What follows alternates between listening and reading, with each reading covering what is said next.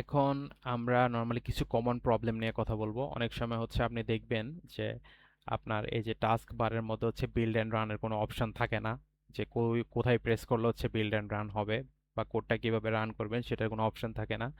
তো সেটা করার জন্য হচ্ছে আপনাকে যেটা করতে হবে, প্রথমে ভিউতে যাবেন। ভিউতে যেয়ে যাবেন হচ্ছে টুলবারে যাবেন।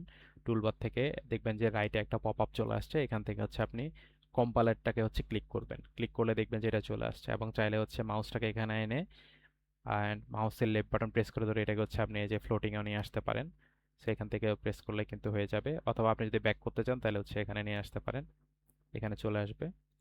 অথবা আপনি এটাকে ডানে বামে সরাতে পারেন, কোনো প্রবলেম নাই। ঠিক আছে, সো এটা। এবং আরেকটা প্রবলেম হচ্ছে, আমি আপনাদেরকে বলি যে 2 নাম্বার প্রবলেম, অনেক সময় হচ্ছে কোডটা রানেবল অবস্থা থাকে এবং আপনি এটাকে কনসোলটাকে ক্রস না করে মিনিমাইজ করে দেন। মিনিমাইজ করে দেওয়ার পর হচ্ছে আপনি মনে করেন যে যে কোনো একটা ফাইলে যান, দেখবেন যে হচ্ছে বিল্ড অ্যান্ড রানের কোনো অপশন থাকে না।